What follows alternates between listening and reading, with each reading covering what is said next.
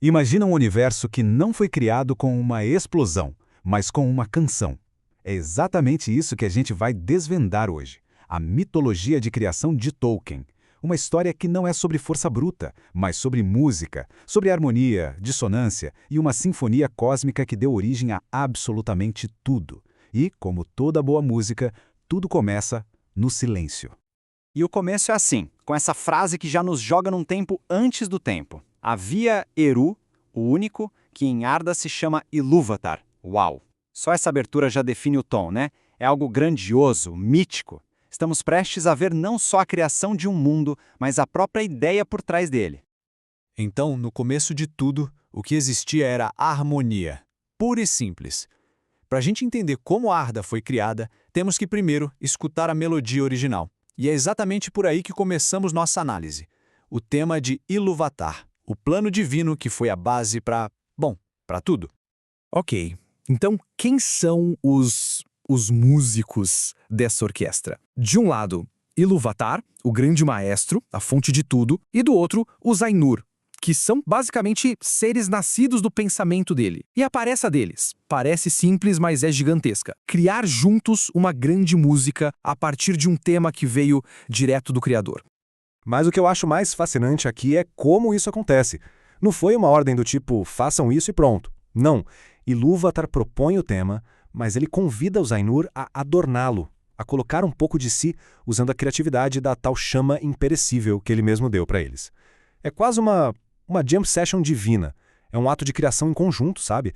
Ilúvatar basicamente confia na galera, senta e fica só ouvindo a mágica acontecer. Só que essa harmonia perfeita, como em toda boa história, né, ela não ia durar para sempre. Uma voz justamente a mais poderosa de todas decidiu que só adornar o tema não era o bastante. E é aqui que a gente entra na dissonância de Melkor. O momento exato em que o conflito, a nota errada, é plantada na fundação de tudo. E olha, Melkor não é um vilão qualquer, tipo de desenho animado. Ele era o mais talentoso, o que tinha um pouquinho do dom de todos os outros. Mas com esse poder todo veio um orgulho imenso. Ele não queria só dar um toque pessoal na música de Ilúvatar. Ele queria criar algo do zero, algo que fosse só dele. E essa busca por independência foi o que o levou a pensar em notas, em ideias que fugiam completamente da melodia original. E aqui a gente vê o choque de frente, na sua forma mais pura. De um lado, a música de Ilúvatar, colaboração, beleza para todo mundo. Do outro, a de Melkor, um grito por glória própria, para ele mesmo. O desejo egoísta dele vira literalmente dissonância na música. Um som que briga, que luta ativamente contra a melodia principal. É a vaidade se tornando barulho. Sabe? Uma notinha fora do tom, às vezes, a gente até ignora. Mas o que Melkor fez não foi só uma nota. Foi uma declaração de intenções.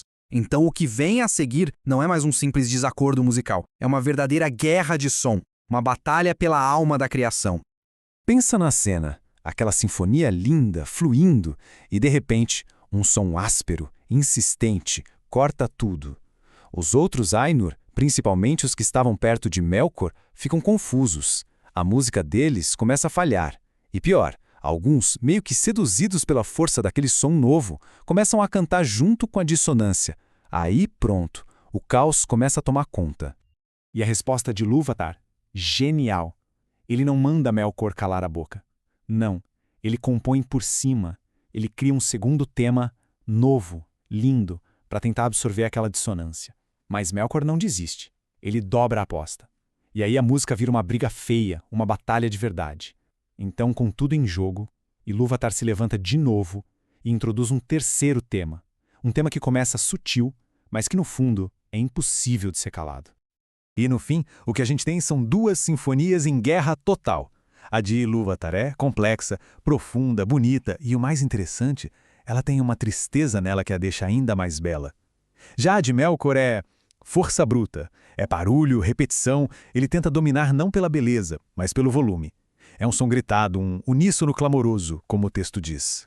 Essa guerra de som chega num ponto que é ensurdecedor, que abala os próprios alicerces de tudo. A harmonia está por um fio, prestes a quebrar de vez. E é aí que o Criador interfere.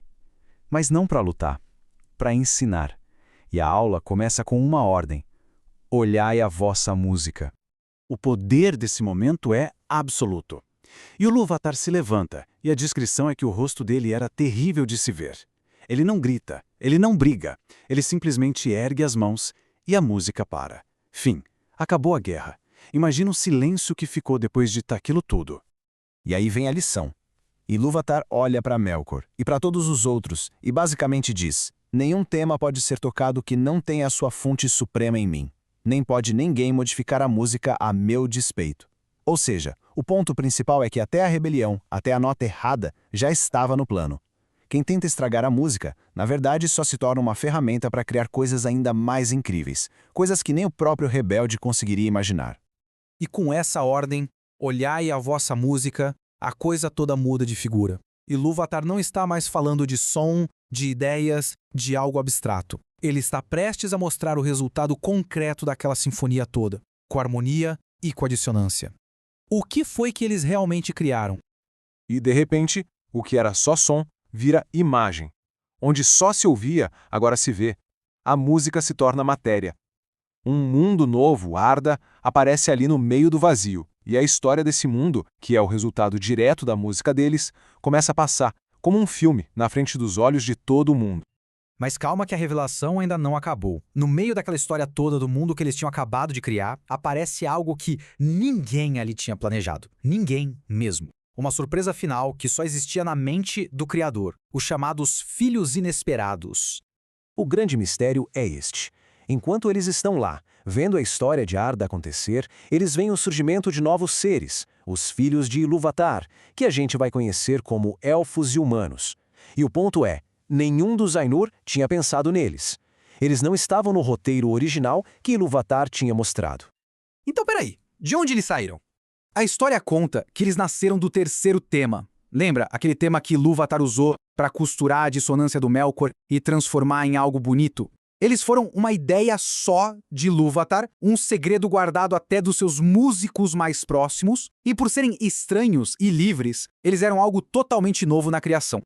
E é aqui que a lição de Ilúvatar se completa. Melkor percebe que a rebelião dele, a tentativa de fazer algo que fosse só dele, não só fracassou em dominar a música, mas foi usada para criar a coisa que ele menos queria, os filhos de Ilúvatar.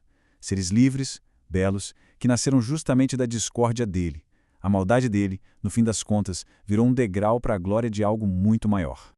E isso tudo nos deixa com uma pergunta bem profunda, né? Na visão de mundo de Tolkien, o mal não é uma força oposta que luta de igual para igual com o bem. É mais como uma nota dissonante que, apesar de causar muita dor, muito sofrimento, no final é costurada de volta na grande tapeçaria da criação. E, ao fazer isso, acaba levando a resultados que ninguém esperava e, quem sabe, é uma beleza ainda mais complexa e profunda. É, sem dúvida, uma ideia para ficarmos pensando.